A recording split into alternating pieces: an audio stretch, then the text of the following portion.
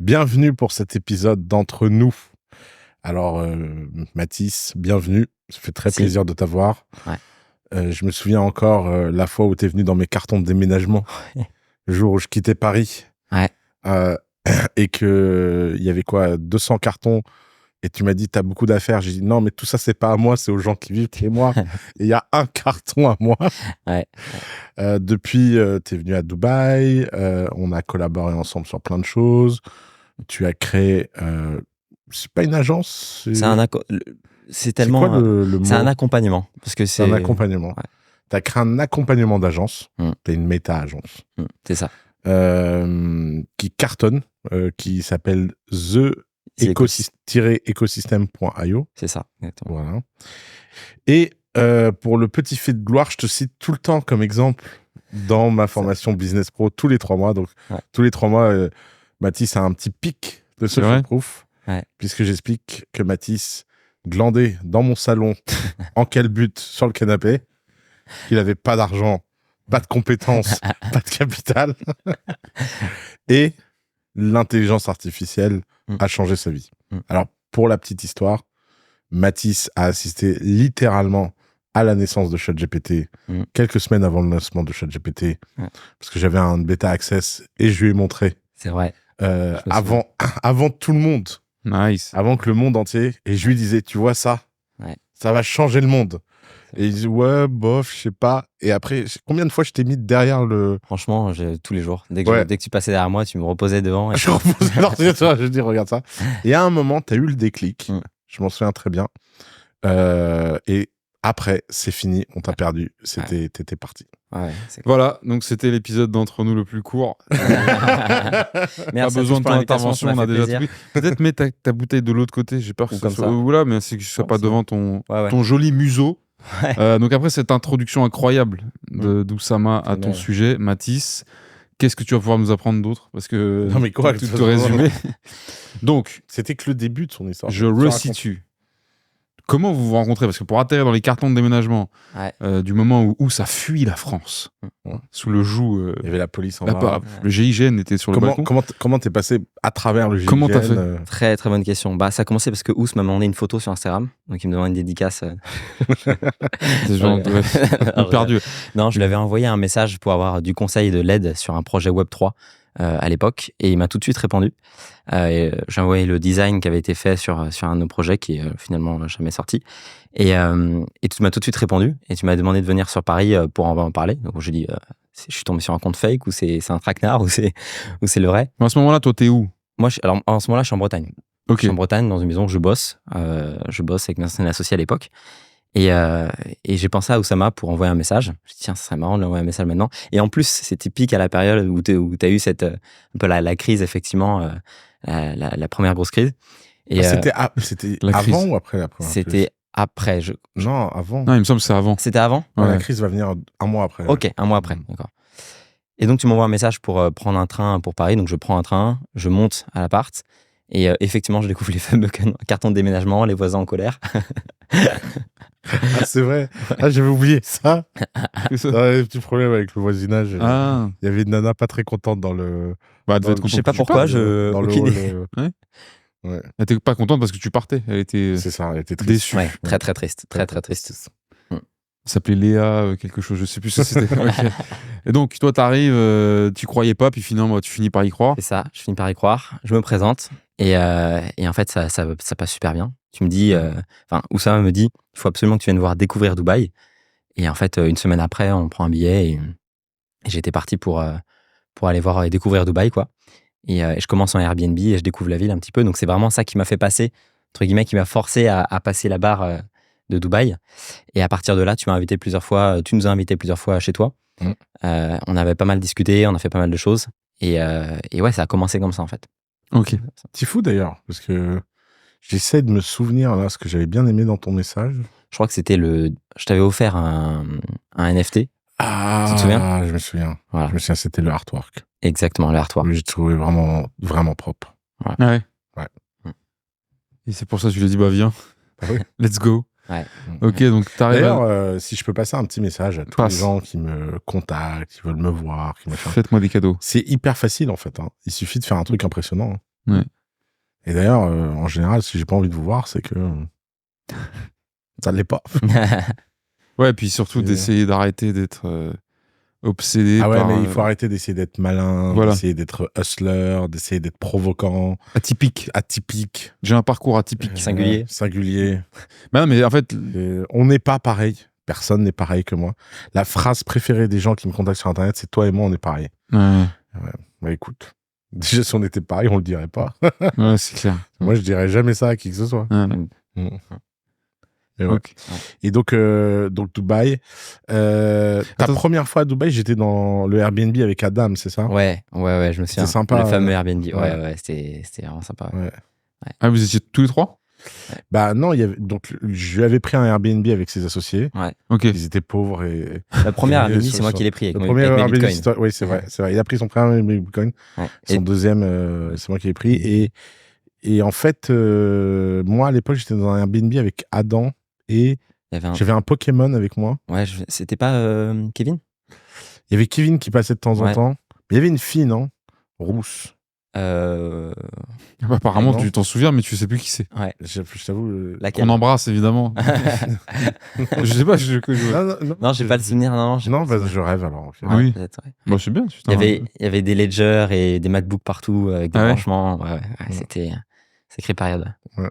Ok. Ouais. Donc, c'est ce moment-là, l'IA, ou c'est pas du tout. Non, pas du tout. L'IA, c'est au moment où il va venir vivre chez moi et tomber amoureux de ma nièce. Attends, Mathis. De quoi parle-t-on? On ne remettra pas le sujet sur la table. Et comme j'étais terrifié à l'idée que ça arrive, je lui dis IA. Ouais, c'est ça. Ouais. Mais donc, du coup, là, il y a une petite ellipse temporelle parce que là, tu parles de la maison d'Harald Shams actuelle. On a fait 1 an à bâtir en Web3. Le momentum n'était pas bon, donc on a préféré pas le sortir. Et on a eu même la période en août où j'envoie un message à Oussama. La période était retombée, il y avait le truc de Luna et tout, vraiment pas terrible quand on a bien fait de voilà. Et je lui dis, écoute, j'ai une idée, il faut qu'on aille devant les pyramides tourner un film pour notre projet. Et il me dit oui tout de suite. Et donc on prend les billets. C'est sympa les pyramides. Ouais. Non mais on a fait plein de trucs. Hein. Ouais, attends. Tu sais, souvent les gens voient de l'extérieur les succès, mais ils voient pas les centaines d'échecs. Oui, les centaines d'échecs. Là, tu parles du même truc. Là, c'était le même projet là. Bah, les artworks, c'était des pyramides. On s'est dit, on va faire un clip devant les pyramides. Ce qui serait cool d'ailleurs, un jour, c'est juste de le monter ce clip. Ouais, bah le clip a été monté, mais faut qu'on le retrouve. Ok. Ce serait marrant de la sortir cette vidéo. Ouais, ce serait marrant de la sortir. Juste, mais sur autre chose, tu vois. Ouais, sur complètement autre chose. Ok. Donc vous êtes allé tourner en Égypte. On a tourné en Égypte. J'ai vu Oussama refuser de monter sur un chameau. Ah putain, c'était incroyable ça. Ouais. Non mais on a eu des histoires en Égypte. Ah ouais, mais c'est vrai qu'on. Je t'ai fait monter sur une carriole à l'arrière d'un âne. Ouais. Je crois que tu m'en as voulu pendant. Pourquoi? Parce le pauvre âne, il allait mourir. Ah mais ils sont formés pour. On arrivait devant les chameaux pour aller jusqu'aux pyramides et je dis Oussama, t'es prêt? Il me dit non, je monte pas dessus. Je monte pas sur ça. Et il avait l'air malade le chameau. Et le chameau dit non, ça, moi non plus. Moi non plus, tu vois. Et donc je te vois partir au loin avec la carriole à fond avec l'âne. On marche dans le désert pour aller prendre les photos, machin, t'en pouvais plus et tout le monde pouvait plus, c'était normal. Et après on a essayé de se faire scam. Enfin, on s'est fait scam 15 fois par des guides. J'ai pété un câble en arabe sur la place des pyramides, où je les ai tous insultés en leur disant que j'arrivais pas à croire que les mecs qui avaient construit ça, c'était leurs descendants. Ouais. Donc, Mathis, il était en mode qu'est-ce qui lui arrive? Ouais, mais là t'étais dans un état, mais seconde. Bref, on arrive à manger. L'hôtel, c'était quelque chose aussi. Hein. Ouais. Je vois un jour Oussama descendre avec ses affaires en slip, courir à travers après la meuf parce qu'elle veut pas lui laver ses affaires. D'accord. Non, mais l'Égypte, c'est. Apparemment, c'était very bad trip, je pense. Ah ouais, c'est ça. On était pas loin de ça, ouais. Quand t'es descendu en sueur le matin, parce qu'ils avaient coupé la AC pendant que tu dormais. Oui. Non, mais parce qu'ils n'arrivaient pas à faire fonctionner l'AC dans ma chambre. Dans une chambre à 600 € la nuit. Oui, il n'y a pas d'AC. Et j'ai dit, c'est pas grave, ça arrive. Changez-moi de chambre. Changez-moi de chambre. Ah, non. Il y a des chambres libres. Ah oui, plein. L'hôtel est vide. Changez-moi de chambre. Ah, c'est machin. Ils ont fini par me changer de chambre à la 3e hurlade. Ouais. Mais hurlade. Genre, j'hurlais dans le lobby. Ouais. Non, mais c'était une belle aventure. Ah bah ça a l'air en tout cas aussi. Ouais, c'était quelque chose. Ouais. Puis, donc, vous êtes rentré avec ce clip jamais sorti, mais après, il était dans la maison avec ses associés. Ouais. Bon, ils se sont un peu séparés. Et c'est là où j'ai dit à Mathis, il y a mieux que des associés, il y a une IA. Parce que moi-même, en ayant remplacé mes associés par l'IA, je me suis dit... Pas faux. Voilà, il y a un truc à faire. Mais ce qui est incroyable, c'est que, pour le coup, t'es l'incarnation de ce que je répète tout le temps dans mes vidéos. Que si tu travailles suffisamment dur, suffisamment longtemps, et tout le temps en apprenant des choses, ça finit toujours par marcher. Parce qu'en fait, ce que j'avais fait moi avant le Web3, c'était du copy. J'avais fait du copy pour les infopreneurs, des pages ventes pour pourcentage. En fait, je ne prenais pas d'upfront.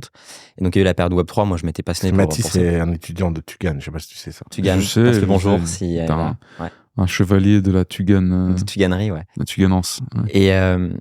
Et donc, en fait, après la période Web3, je me dis, écoute, comment est-ce qu'on peut productiviser ça et aller plus vite? Et donc, Oussama me fait découvrir ChatGPT. Ok. Et là, c'est ouf. Et donc, en fait, je fais du copy, mais en x10, quoi. x10 en vitesse. Et après, je bascule sur un modèle qui est plus gros que le copy, quoi, qui est en fait faire des funnels de manière générale, des webis, de la strat de content. En fait, d'aller l'étape d'après, quoi, le copy, parce que le copy, c'est un skills, porter le bénéfice. Et là, il y a une première agence qui explose, là, littéralement. On accompagne des solopreneurs de manière générale. Et c'est après que, du coup, après m'avoir séparé avec mes autres associés, je monte TheEcosystem.io. Voilà. Ok, donc tu fais l'agence dont tu parles, là. Et ça monte et finalement ça s'arrête, c'est ça? Ouais, je me sépare avec mes associés. Ça allait plus. Je dis bon, on fait une pause sur les associations pendant un petit moment. Et là, je retrouve pendant l'été le calme entre guillemets de la page blanche, comme tu dis. Et je me dis ok, qu'est-ce que j'aime en fait finalement, c'est les process, c'est le marketing, c'est la globalité de ça, quoi. Et donc je décide d'abord accompagner des personnes en one-one, des personnes de mon entourage qui avaient besoin de moi. Je pense à Louis, à Paul et tout. Ça marche bien. Et donc après, je me dis, comment est-ce que je peux étendre ça à plus de personnes? Et donc, je monte TheEcosystem, je commence avec une première méthode, puis après, je l'améliore au fur et à mesure. Je commence à juste poster des vidéos sur YouTube, les value assets, là. Et ça prend bien. Et là, aujourd'hui, c'est... Alors, TheEcosystem, concrètement, l'offre, c'est quoi? Ça marche comment? L'offre, aujourd'hui, c'est de scaler ton agence ou ton modèle de prestation de service. Il y a 2 types de scaling. Le scaling, en gros, à 10K, pour les personnes qui sont bloquées à 2-3 000 euros en mode freelance. Et les personnes qui veulent scaler à 50 000, qui sont bloquées entre 5 et 20 000 euros par mois. Et il y a toujours une contrainte qui est plus forte qu'une autre. Ça peut être l'offre, ça peut être l'acquisition. Ils ne savent pas faire d'acquisition en organique ou en setting. Nous, la grande théorie, c'est qu'on commence d'abord en organique sur un sujet très spécifique et on met un setter qui va envoyer des centaines de messages tous les jours pour aller chercher de l'attraction. Et après, on va donc définir la contrainte, identifier, stratégiser avec les personnes en accompagnement et débloquer les... Parce que, encore une fois, moi, c'est ce que j'avais vu sur la première agence, c'est qu'il n'y a pas besoin de grand-chose pour aller chercher 10 ou 50. C'est parfois juste une question de 1 ou 2 choses. Après, c'est juste bourriner dedans, quoi. Et donc, ça marche super bien, quoi. Vous êtes combien dans ton équipe maintenant? 5 maintenant. 5. Voilà. On a 2 Adrien, Nassim, Isaline, Mathéo. C'est 2 Adrien? Ouais, 2 Adrien, ouais. Adrien qui est setter et Adrien qui est... un closer. Et en plus, ils font croire que c'est la même personne. Ouais, c'est ça. Ouais. Non, il met une moustache à chaque fois pour se différencier. Non, mais voilà, donc c'est cool. C'est cool. J'apprends à manager, j'apprends à tout ça. Alors, c'est sympa de manager? C'est sympa, mais il faut donner une énergie folle tous les jours. Il faut être présent sur tous les fronts. Il y a toujours un truc qui merde à droite à gauche. Il faut être là. C'est le vrai job pas de CEO, mais le truc de founder où tu commences, c'est encore, moi, c'est à petite échelle. Je suis pas dans une startup, mais le truc de founder, quand tu commences de zéro et quand tu commences à avoir des gens à gérer au quotidien, à checker, améliorer les process, il est complètement différent, le job. Et j'apprends à une vitesse sur une période de temps qui est extrêmement limitée, qui est super intéressant, quoi. Et tu dis, on met un setter, etc., machin. C'est-à-dire que tes clients, ils te sous-traitent de l'exécution ou... Non, nous, c'est du done with you. C'est pas du done for you. Donc, on accompagne vraiment les personnes sur les... on fait pas à leur place, en fait. C'est pas de la prestation de service. Done with you, done for you. Exactement. En fait, il y a une... T'expliques la différence entre les deux? Ouais. Done for you, c'est qu'on fait complètement à ta place. Par exemple, je veux dire, je vais m'occuper de ton compte Instagram, je vais poster ton contenu, je vais faire ton community management de A à Z. Et le done with you, c'est je vais te donner les stratégies, je vais répondre à tes questions, je vais te donner des feedbacks, on va faire des appels. Et en fait, je vais te coacher, quoi. Et donc, pourquoi du done with you plutôt que du done for you? Très bonne question. Le done with you, il y a pour moi une sophistication du marché qui est en train d'apparaître, entre guillemets. C'est que le modèle done with you, il est beaucoup plus facile à scaler, par exemple de 0 à 50 ou de 50 à 100, mais c'est beaucoup plus difficile de le faire retenir. Pourquoi? Parce qu'en fait, tu vends de l'information. Donc, pour revendre quelque chose après, il faut vendre plus d'informations, il faut resell quelque chose plus cher. Quand tu es dans le modèle agence, donc en prestation de service, en done for you, tu vends des services. Donc, c'est beaucoup plus dur de scaler à 50 ou à 100 000 parce que c'est du recurring, donc c'est des plus petits tickets. Par contre, c'est beaucoup plus facile de rester. En fait, tu fais un service qui est régulier. Oui, bien sûr. Et donc, en fait, moi, ma théorie, c'est de faire un modèle hybride entre du done with you et du done for you. C'est pour ça qu'on met un setter en modèle done for you. On a une partie do it yourself avec des ressources qu'on met à disposition, copier-coller, et done with you avec des feedbacks. Et donc, en fait, on essaie de prendre le meilleur des 3 mondes pour arriver sur ça, quoi. En gros, c'est comme si, pour faire une métaphore que évidemment tout le monde comprend, connaît, qui est la classique, c'est que done for you, c'est je vais pêcher à ta place, ou je te vends du poisson. Ça. Done with you, c'est je t'apprends à pêcher. Et toi, ce que tu veux, c'est rester dans le je t'apprends à pêcher, mais je vais te mettre à disposition un bateau, une canne à pêche de compète et un cercle de pêcheurs. Exactement, c'est exactement ça. T'as vu cette métaphore incroyable? Tu imagines le Slack ou le Discord de pêcheurs. Ouais. Aujourd'hui, t'as pris quoi? Une truite. Ouais, c'est ça. Et après, l'objectif, c'est de prendre un rev share avec eux, quoi, et de prendre d'être modèle de pourcentage, quoi, pour les personnes. Un rev share, pour les gens qui nous écoutent, c'est en gros... Revenu partagé, rev share. Ouais. Ok. Donc, on prend 10 à 15%. Et alors, sacré succès, récemment, t'as un petit peu fait le buzz parce que t'étais le seul Français et le plus jeune à un séminaire de Alexandre Hormozy. Ouais. C'était son mastermind. C'est le workshop qu'il a sorti là régulièrement. C'est un mastermind sur 2 jours, en vrai, à Las Vegas. Alors, comment on se fait sélectionner pour ça? Honnêtement, je sais pas comment j'ai réussi à me faire sélectionner, mais j'ai appelé sur le site parce qu'il y a un ami d'un ami d'un ami qui est en contact avec la personne qui fait son content, qui m'a dit il faut que tu checkes le site maintenant et que tu appelles. Et donc j'appelle, il me dit c'est un dépôt de 3000 maintenant. Donc j'ai le head of sales Jacob Hopkins. Et donc je dis bien sûr, peu importe le prix, je mets à la carte, j'y vais, tu vois. D'abord le dépôt et au final je me fais sélectionner après parce que j'avais pris 1 heure en appel Jacob, je lui ai montré ce que j'avais fait, le parcours par lequel j'étais passé, business, etc. Attends, tu veux dire que tu mets 3000 pour avoir une chance de sélectionner ou c'est en amont et après, si t'es pas pris, ils te remboursent? Soit ils me les refund, soit après. Ah oui, d'accord, ok. Je crois que c'était juste 3000 pour jouer. Non. Ouais, c'est ça. Alors, surprise. Okay. Tu m'étonnes qu'ils font. Ok, d'accord. Voilà. Et donc, il t'est pris. Et donc, je reçois un message sur WhatsApp, je suis pris. Et c'est quoi le prix du workshop? Là, c'était 6000. 3000 sur place, 3000 là-bas. Ok. Finalement, c'est pas cher. Et tu te démerdes. Je me démerde. Pour aller là-bas, c'est pas. Ah oui, d'ailleurs, je me démerde tellement que j'ai pris 3 hôtels parce que j'ai pas 21 ans. Donc, je tombais que sur des hôtels casino. Ah oui, la bonne idée d'aller à Las Vegas quand on est mineur aux États-Unis. Lui, il vit à Las Vegas, c'est ça? Ouais, je pense dans le Texas, tout le monde est au Texas là. Tout le monde. Alors, le Las Vegas, c'est au Nevada. Nevada, pardon. Ouais. Nevada, pardon. Oui, je pense qu'il a ces trucs là-bas. Donc, il doit être au moins aux alentours. Pas payer d'impôts, quoi. Ouais. J'ai vu que Musk bougeait SpaceX. Non, il le bouge au Texas, pas au Nevada, du coup. Mais Tesla.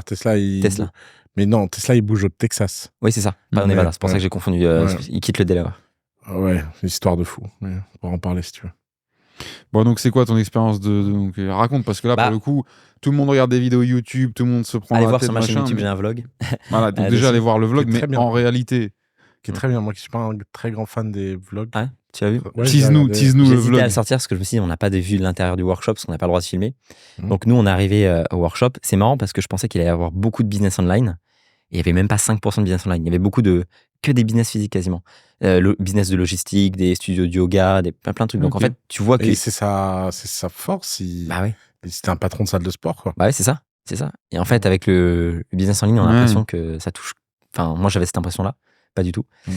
Et je me retrouve à côté de mecs qui font 3 à 4 millions par mois, qui posent leurs contraintes, et je suis là, ok, bon bah... Et pendant 2 jours, en fait, il y a des interventions donc, de Leila, d'Hormozy, de sa team, une team d'Avengers. Il a pris les meilleurs dans chacun des domaines. C'était passionnant. On a beaucoup d'interactions avec eux, ils nous donnent pas mal de documents. En fait, le principe du workshop, c'était le workshop de scaling, quoi. C'est comment, en gros, scaler votre business, la théorie des contraintes, comment recruter les bonnes personnes. Et ça m'a donné la théorie des contraintes. La théorie des contraintes, c'est qu'en fait, il a des documents qu'il nous a donnés. Et en fonction des chiffres que tu vas analyser, donc tu as le front-end cash collecté, la LTV, enfin plein de chiffres que tu vas avoir sur ton business, tu vas les appliquer à un arbre if, donc si. Et en fait, à la fin, ça va te donner, il y a 10 contraintes principales. Et tu vas prendre la contrainte qui est la plus prioritaire. Est-ce que c'est une contrainte d'offre, d'acquisition, marketing, de mobilisation des capitaux? Et tu vas résoudre cette contrainte-là. En fait, c'est à travers la lecture de tes chiffres de business, tu vas pouvoir trouver ce qui bloque le plus actuellement et juste l'enlever pour ce qu'il y a. Incroyable. C'est super simple. Contrainte, ok. Ouais. Moi, c'est le mot qui c'est bottleneck, quoi. Bottleneck. Ah oui, d'accord. Oui. C'est un peu littéral. Par exemple, tu as une bonne conversion, mais tu n'as pas assez de leads. C'est ça. Donc, il faut plus de leads. Tu as beaucoup de leads, mais tu as une conversion de merde. C'est ça. Donc, exactement. Ouais. Et donc, c'était ça, c'est leur super pouvoir. Hein. C'est qu'ils arrivent à simplifier tout ce qui est compliqué. Ouais. Et ça, c'est assez extraordinaire, la manière dont ils le font. Ok. Donc, et là, c'est récent? C'est récent. Ce déplacement-là? Ouais, c'était il y a un mois, là, le workshop, c'était un mois. Je suis arrivé, j'ai fait Vegas, Paris, Dubaï en 24 heures. Donc j'étais bien, parce qu'il y a 12 heures, littéralement, on peut pas faire plus éloigné, quoi. Il y a 12 heures de décalage, bien KO. Mais ouais, c'est récent. C'est encore fait. Là. Et là, t'es revenu dans ton accompagnement, dans ton business. C'est ça. Et avec des choses que tu vas implémenter, avec de la nouvelle stratégie Bien sûr. Bah ouais, bien sûr. En fait, la première chose que j'ai fait, c'est que j'ai séparé, j'ai fait des catégories, des typologies de clients que j'avais pas forcément avant, pour avoir des approches plus personnalisées encore. Parce qu'avant, il y avait un petit peu cette approche qui était très générale. Et là, j'ai compris que, avec ça, évidemment, que ça a simplifié, mais de comprendre qu'il y avait différentes manières d'approcher le scaling pour différentes manières de personnes qui faisaient le business, quoi, entre guillemets. Et des personnes qui étaient vraiment, comment est-ce que je peux dire ça, qui avaient besoin de beaucoup plus de support que d'autres, qui avaient besoin de beaucoup plus de validation que d'autres qui foncent tout seuls, qui tracent tout seuls, mais qui à un moment vont se prendre le mur du coup beaucoup plus vite aussi, tu vois. Et donc en fonction de ça, j'ai refait complètement les process avec l'équipe, et du coup c'est beaucoup plus personnalisé. Ok. Et toi tu dis que tu l'as poussé dans les bras de l'IA. J'ai entendu de Leila, je sais pas. Non. Pas celle-là. De Leila Hormozi. Là, ouais, celle-là aussi très impressionnante, Leila Hormozi. Ouais. Bah, c'est elle qui gère les business. En fait, quand elle s'est présentée, elle a remis les points sur les i. Elle dit bon, en Alex, fait, c'est moi. Ouais, mais Alex, il fait les ads depuis le départ, c'est génial et tout. Shout out Alex, mais c'est moi qui run les boîtes dans l'ombre depuis le départ. J'ai scalé Gym Launch, Alan, enfin toutes les boîtes. Et c'est elle la CEO, c'est elle qui gère les équipes, c'est elle qui run le business. Alors Alex aussi, mais c'est vraiment la partie back-end. Ok. Et c'est marrant ça. Ouais. Mais je comprends pas comment elle arrive. Leila, c'est un mystère parce qu'elle fait autant de contenu que lui. Ah ouais? Ouais, maintenant, avant beaucoup moins, mais maintenant ouais. Elle fait pratiquement autant de contenu que lui et elle run le business. Ouais. Je comprends pas comment ça marche. Ouais, je sais pas, ouais. Ouais, c'est vrai. C'est un peu des machines, ouais. Je sais pas comment ils se débrouillent. Elle nous disait, ouais, tu l'as poussé dans les bras de l'IA. Toi, aujourd'hui, tu t'en sers? Maintenant, assez peu, finalement. On a sur Slack, on a des automatisations qui sont avec l'IA, mais assez peu. C'était au départ où, en fait, ça m'a permis, avec le copy, d'avoir beaucoup plus de vitesse avec le copy, avec ce que je faisais déjà. Et ça m'a remis dans le bain, en fait. Si tu veux, à partir du moment où je me suis séparé avec mes associés, ça m'a relancé sur une nouvelle dynamique. Et je suis repassé après là-dessus, quoi. Ok. Donc, quelque part, sans vouloir foutre la merde, on peut dire que tu es un petit peu maintenant un concurrent d'une certaine équipe d'entrepreneurs qui sortent des produits pour scaler, comme genre Alec Henry ou Oussama Ammar, tu vois, par exemple. Quelque part, vous faites un peu la même chose. Bah, non, mais c'est marrant parce qu'en fait, ça montre vraiment que tu comprends rien. Hein. Ouais. Pourquoi? Première chose. Parce qu'on n'est pas sur les mêmes segments de marché. Mais j'ai bien compris. C'est pour rigoler, c'est pour faire un pont entre vous deux. Tu fais un pont, moi je te réponds. Réfléchis. Ouais, non, moi je pense. Justement, pour mettre en valeur à quel point c'est différent. Alors qu'on pourrait résumer les promesses, c'est genre on va scaler votre business. Mais en fait, c'est bien beau dire scaler votre business. On a mis un anglicisme à la mode. Mais comment, tu vois, la différence entre vous deux, et pour autant, le résultat escompté par le client, c'est un peu la même chose. Ok, mais en fait, c'est comme si tu disais... Alors déjà, je pense que c'est des marchés qui sont comme les paquets de céréales. Quand tu manges des Frosties, tu manges pas des chocs à pic. C'est ça. Donc les gens, ils achètent Matisse, Alec ou moi. Ce que je veux dire, c'est qu'il y a autant de marchés que de propositions. Ouais, et puis ils achètent une relation, ils achètent une ambiance, ils achètent un style. Et il y a largement la place pour tout le monde. 10 Matisse, 20 Oussama et 45 Alec. Donc il y a pas... C'est pas vraiment un sujet. Deuxième sujet, quand bien même... tu vois, tu pourrais très bien commencer par Matisse en phase 1, aller à Alec en phase 2 et venir chez moi en phase 3. Ça marcherait aussi comme approche. Parce que tu viendrais pas chercher les mêmes choses, le même niveau d'ambition. Tu serais pas au même stade de développement. On n'est pas dans les mêmes prix. Tu vois, l'accompagnement avec Matisse, tu factures combien pour la première 5 000 actuellement. 5 000. 7 500 3 fois. Ouais. Alec, il facture 16 et moi, je facture 45. Donc, c'est pas les mêmes niveaux, c'est pas les mêmes moments de développement. Ouais, bien sûr.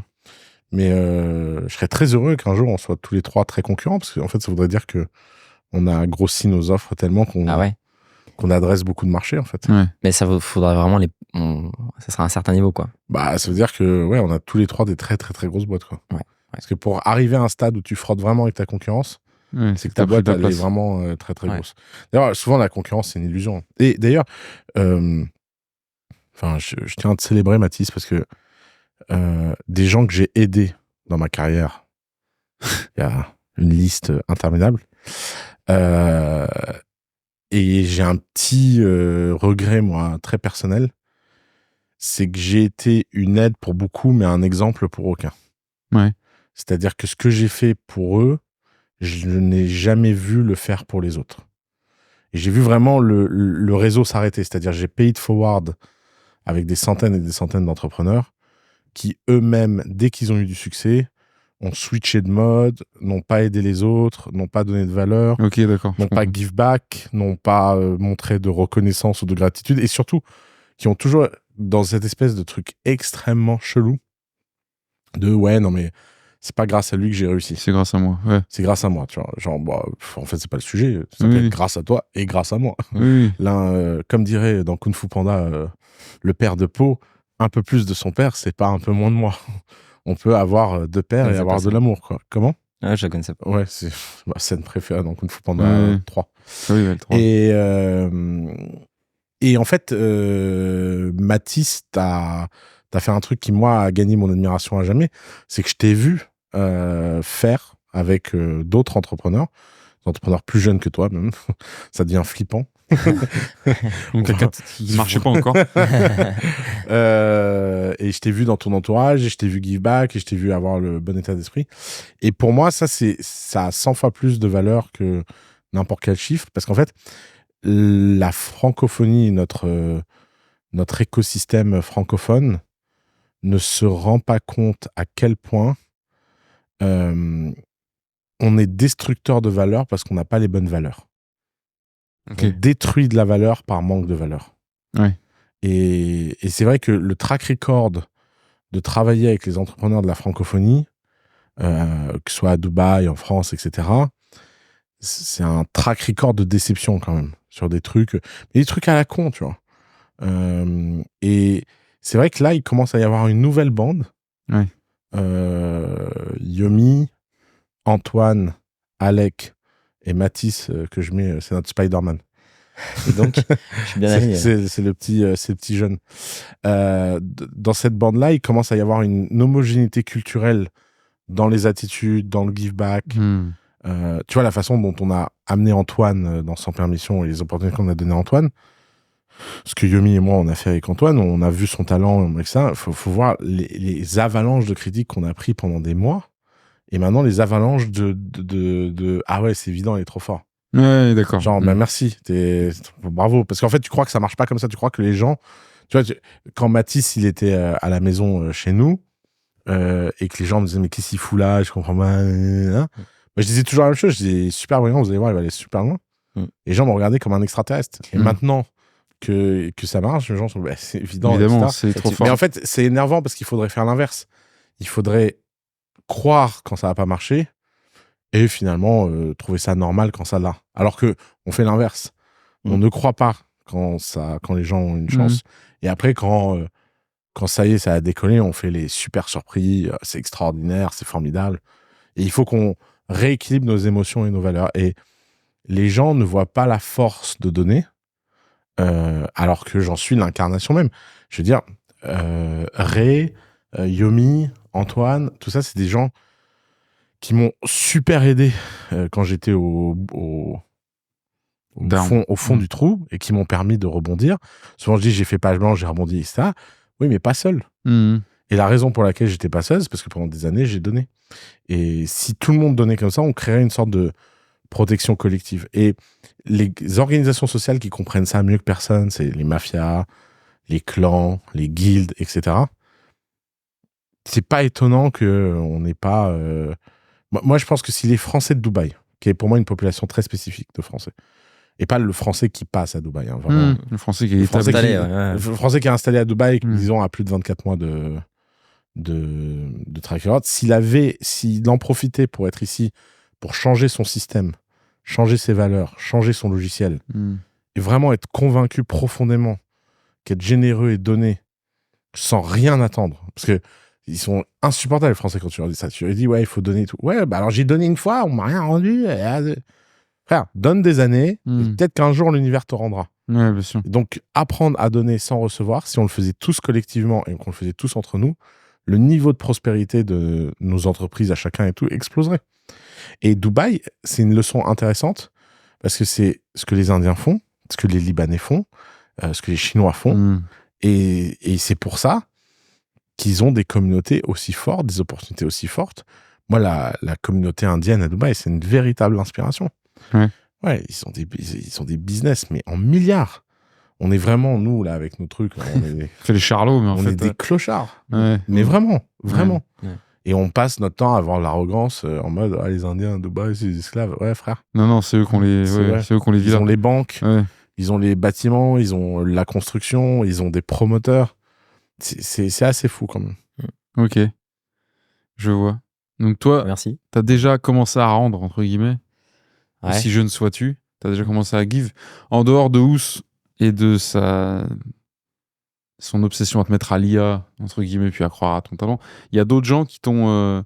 Alors, pas forcément que tu connais, hein, ça peut être de l'inspiration à distance, entre guillemets. Ouais.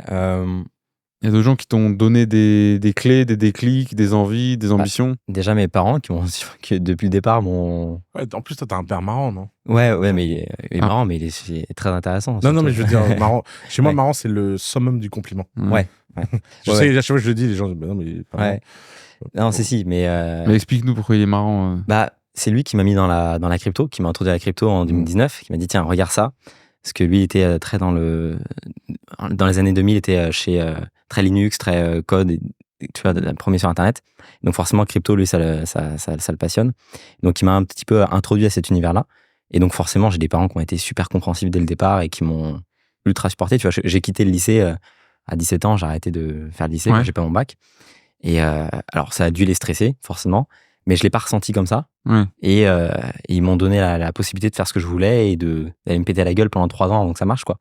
Et ça, c'est le plus gros des cadeaux parce que quand t'es jeune et que c'est ce moment-là où tu peux te péter la gueule, tu vois. Ouais, bien sûr. Donc voilà, déjà cela. Puis après, effectivement, Tugan, à qui j'ai commencé formation, d'autres personnes dans l'écosystème, je parle d'écosystème, qui m'ont aussi bien aidé. Il a fait une OPA sur le monde, lui. Ouais. Il a dit c'est à moi maintenant. C'est à moi maintenant. Ouais. Non, je bref. L'écosystème. C'est pas le écosystème. Les écosystèmes. Mais je pense que ça finira comme The Facebook. Je finirai pas enlever le The. Ouais, je pense. Ouais. Faut que je cotise pour le nom de domaine. Ouais, cotise bien. Ouais, parce que... Qu'est-ce qu'il y a sur écosystème.com? Je sais pas, t'as regardé? Non, j'ai pas regardé. Ah ouais? Enfin, j'ai dû regarder, mais j'ai pas le souvenir, en tout cas. Écosystème.com. Malheureusement, comme dans beaucoup de cas, ça doit juste une page qui te dit le domaine a bien été acheté. Ouais. Tu peux l'acheter. T'as 212 000 $, tu peux. Exactement. Ouais. Exactement, ouais. Donc ouais, après... The site is under construction and coming soon. Ouais, c'est ça. Depuis 29 ans. Ouais, exactement. Ouais. Donc Tugan et les produits qu'ils proposaient à cette époque-là, donc Tugan Bara pour ceux qui nous regardent et qui ne comprendraient pas. Donc ces produits, ça a été un virage quand même pour toi. C'est ça qui m'a vraiment lancé. Alors, la toute première fois quand j'étais encore en 3e que je découvre l'entrepreneuriat, c'est grâce à Yumi quand même. C'est-à-dire que je vois le vlog de Yumi à Londres, je dis c'est quoi ça? Je peux pas rester à l'école, c'est parfait, une porte de sortie, faut que je me mette dedans, faut que j'apprenne à faire pareil. Incroyable. Donc, ça c'est quand même lui et je lui avais dit la première fois qu'il était venu à la maison, je l'avais remercié pour ça. Et après effectivement, le drop c'était pas pour moi et donc j'ai pris le truc de Tugan. J'ai beaucoup aimé le côté copywriting, le côté plus underground. Et j'ai développé skill comme ça pendant 1 an. Donc j'ai commencé à faire des pages de vente. C'est comme ça que j'ai fait mes premiers sous en fait. Explique-nous concrètement, c'est quoi que tu as fait du coup? T'es allé voir des... Alors j'allais voir des infopreneurs en fait, des personnes qui vendent des formations, des PDF dans plein de domaines, etc. Et je leur proposais de faire des pages de vente au pourcentage. Je leur disais, écoute, moi j'ai pas de track record dedans, donc je vais pas te facturer. J'ai 16 ans, 16, 17 ans, je vais pas te facturer. Par contre, je prends un pourcentage si ça marche. Je vais prendre le temps de le faire une bonne page. Et donc il y en a qui ont accepté. Ça a marché, puis il y en a qui ça a pas marché, puis il y en a que ça a marché. Ouais, d'accord. Et après j'ai monté un truc qui était du coup, je suis passé en Web3, j'ai la dynamique de l'IA. Puis après du coup j'ai monté quelque chose de plus global quoi, autour strat de content et funnel quoi, dans sa globalité. Voilà. Toujours pareil sur le même. Ouais, solopreneur online, voilà. Mais c'est vraiment Tugan qui a introduit un petit peu à ce côté, qui m'a appris les bases du marketing pour la suite et qui me servent encore aujourd'hui quoi.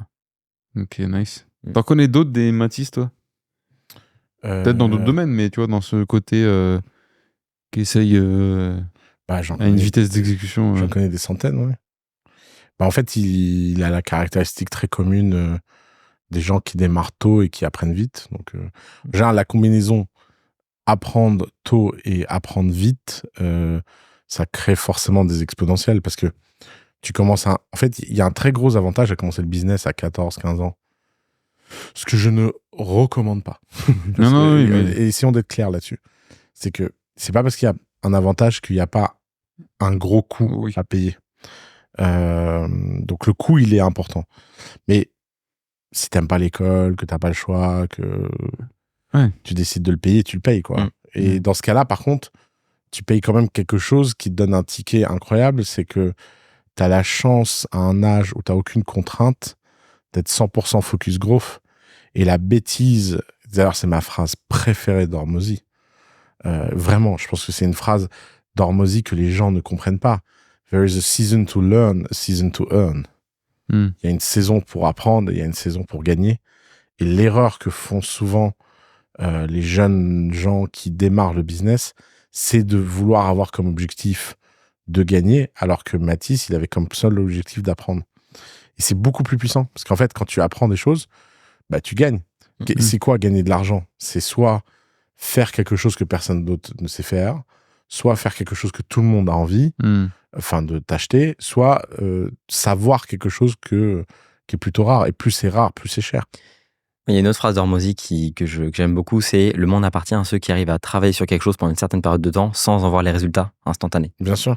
Et ça, je trouve c'est puissant. Ouais, le côté grind sans se focaliser. Souvent, les gens, quand même, ils ont une tendance à abandonner trop vite, quoi. Ouais. Non, mais c'est vrai que tu parlais de la saison d'apprendre, de le fait de le payer, c'est que moi, je l'ai quand même bien payé, c'est que j'ai bossé pendant 2 ans et demi, 3 ans, non-stop, je me suis enfermé, j'ai rien fait d'autre, quoi. Ouais, j'ai pas de... Ouais, c'est le minimum en plus. C'est vraiment le minimum, quoi. Et t'as décollé vite, hein. Il y a des gens. Oui. Il faut pas oublier qu'il y a des gens qui travaillent 10 ans, 15 ans avant que ça décolle. Ouais. Ce que je veux dire, c'est que t'as pas eu la vie normale d'un mec de cet âge-là, la vie sociale, les expériences. Ouais, du tout. Alors, j'ai pas été non plus malheureux, j'ai des bons amis à moi et on est de temps en temps. Mais c'est sûr que c'est pas du tout le même rythme, quoi. La première fois que ce qui m'a vraiment lancé sur les pages de vente, c'est que j'ai fait le bootcamp, le fameux bootcamp de Tugan. Je suis arrivé, c'était à côté de Lyon. Littéralement, on se levait le matin à 7h, enfin, on devait être à 7h au bureau et on revenait à 23h. Toute la journée, on bossait dans les espèces de locaux en mode bootcamp. Et j'avais que des mecs de 25 à 45 ans autour de moi. Il n'y avait pas un seul jeune, j'avais 17 ans à l'époque. Et on faisait ça toute la journée. C'était vraiment... la ville était... moi, j'ai l'impression de voir cette ville en noir et blanc. Pour te dire, tellement c'était boring, quoi. Ouais. Et on faisait juste que ça. Et j'étais en mode juste automatique. Tu vois, il y avait rien d'autre. On se levait le matin et tous les jours de la semaine. C'était hardcore. Hardcore. Et c'était quoi là? C'était du copy que vous faisiez? Ouais, du copy, ouais. C'était du copy. Toute la journée? Toute la journée. Du copy, on faisait des pages de vente, du copy, machin, etc. Et j'ai travaillé ça. Et d'ailleurs, ça m'a servi pour ma seconde agence. C'est ce qui m'a permis après de monter les funnels. Et donc, ça qui m'a permis vraiment, au final, après, d'exploser, quoi. Ok. Toi, le copy, t'en fais ou tu délègues? Non, je fais toujours mes copies moi-même. Ouais. J'ai toujours adoré faire les pages de vente. C'est vrai? T'as appris avec Tugan Bar? Non. J'ai appris des années avant Tugan Bar. Moi, les premières pages de vente que j'ai appris, c'est avec Tim Ferriss. C'est un sacré copy. Hein. Comment? Je crois voir de qui tu parles. Mais Tim Ferriss, c'est le... Bon, il est connu pour la semaine de 4 heures, entre autres. C'est le Alex Hormozy de ma génération. Ouais, c'est le porteur de la notion de muse. Je sais pas si tu vois. Ouais, je vois la notion de muse, un truc qui tourne, qui grossit tout seul. Ouais. Il y en a eu d'autres, des Hormozy, ce que j'ai l'impression. C'est vrai, c'est le Hormozy de... Ouais, c'est vrai. Bah, les grandes vagues, il y a eu donc le proto-influenceur, on va dire, business, hyper suivi, etc. Je pense que c'est Eric Rice, dont personne ne se souvient, mais qui maintenant est CEO d'une boîte assez iconique, puisqu'il est en train de créer une sorte de bourse pour coter les boîtes de la vallée très tôt, pour faire des IPO beaucoup plus tôt. Okay. Très technique comme boîte. Hein. C'est une boîte qui va être en développement 10 ans avant de lancer un produit. Eric Rice, ça a été... Ah non, alors attends, pardon. Non, avant lui, il y a quelqu'un dont personne ne se souvient. C'est Steve Blank. Steve Blank, ok. Qu'est-ce qu'il faisait, lui? Il a écrit le livre le plus iconique jamais écrit en entrepreneuriat. Putain, rien que ça. Qui s'appelle The Startup Handbook. Handbook, ok. Handbook, ok. Tu vois, c'est un livre comme ça. Ouais. Okay. 800 pages, 850 pages. Et dedans, en fait, il y a la proto-théorie des milliards d'articles qui vont être écrits sur plein de sujets. Il y a la proto-théorie du copywriting, il y a la proto-théorie du lean startup, il y a la proto-théorie du learn and fail, il y a la proto-théorie de tout. D'accord. Donc lui, Steve Blank, c'est un mec qui a commencé à donner des cours dans les années 2000. Ok. C'est un mec de la bulle Internet. Okay. Donc vraiment OG chez OG. Un mec très, très, très, très, très sympa, humain. Et d'ailleurs, steveblank.com/books, je crois que c'est ça l'adresse exacte, mais c'est sur son site internet, la section books. Ouais. C'est la plus belle liste de livres classiques sur le business que tu puisses trouver. Elle est interminable. Le mec, c'est des livres qu'il recommande. Ouais. C'est des livres qu'il recommande. Il y a tout dedans. Stratégie, produits, 16. Et vraiment, une époque où les livres étaient écrits sur des trucs vraiment très long terme, quoi. C'est que du contenu froid. C'était vrai il y a 30 ans, ce sera vrai dans 60 ans. Ouais, c'était de l'œuvre. C'est pas marketing. C'est vraiment ça. Steve Blank, il a une caractéristique. Pourquoi je prends lui comme premier proto-influenceur, parce que c'est pas le plus connu, mais c'est le premier à avoir cette démarche d'aider le tout venant à créer sa startup, à vraiment vouloir rendre simple des choses compliquées. Et vraiment, c'est le premier. C'est toute ma vie, ma rencontre avec lui, c'est un homme hors du commun. Okay. Vraiment gentil. Bien avant Paul Graham. Paul Graham dira de Steve Blank, ça a été son inspiration. Et c'est vraiment le père à tous. Et un business angel exceptionnel. Il a fait des deals incroyables, très, très, très low-key. Et il a écrit. Putain, gros hommage à Steve Blank quand même. Ouais. Je me rends compte là en parlant que ça fait longtemps que je n'y ai pas pensé. Il a écrit la plus belle série d'articles sur l'histoire secrète de la Silicon Valley. Où il raconte en détail comment la Silicon Valley a été créée, comment les hippies ont rencontré les militaires, comment cette culture a pris, la culture du pay it forward, pourquoi la culture de la vallée est si différente du reste du monde, pourquoi le business des startups est tellement différent, etc., etc. Ensuite, il y a eu la génération Tim Ferriss. Alors, Tim Ferriss, c'est très différent puisque la bulle a explosé. On est aux alentours de 2008-2009. Les réseaux sociaux commencent à apparaître. Un nouveau format émerge. Facebook, on ne sait pas trop. D'ailleurs, Facebook de l'époque, je ne sais pas si toi, tu étais déjà sur Facebook. Tu te souviens quand on s'envoyait des vampires sur Facebook et des zombies ? Ouais, ça me parle vaguement, mais... Ouais, donc la première version de Facebook, c'est une version très différente d'aujourd'hui. Ah oui. C'est vraiment des jeux, ton profil, tu passes des heures à le setup pour mettre en avant certaines choses. Tu peux configurer comment ton profil va look tu ne vois que tes... Enfin, c'est vraiment quelque chose de privé, quoi. Ouais, tu vois tes amis. Il n'y a pas encore le newsfeed. Ah non. C'est vraiment qu'un profil. L'inverse d'aujourd'hui, quoi. Tu peux pas t'envoyer de messages. Ouais. D'accord. C'est fou. Et donc, c'est l'époque où Tim Ferriss, en fait, va dire aux gens, Internet, c'est une source de valeur inexploitée pour moins travailler. Et en fait, il y a plein d'argent à faire en faisant des arbitrages. Et c'est la grande époque des arbitrages. Tout le monde cherche des arbitrages partout. Des astuces, des hacks. C'est l'émergence de l'esprit hacker. Et c'est vrai que autant la première vague, c'est la vague, on va dire, universitaire. Parce que, en fait, ce qui est marrant, c'est que chaque influenceur a eu sa contrepartie de boîte. C'est-à-dire que l'ère Google s'accompagne de l'ère Steve Blank. Ouais, d'accord. Ensuite, l'ère Facebook, qui est une ère de hacker, esprit, growth, Shamat, le growth hacking.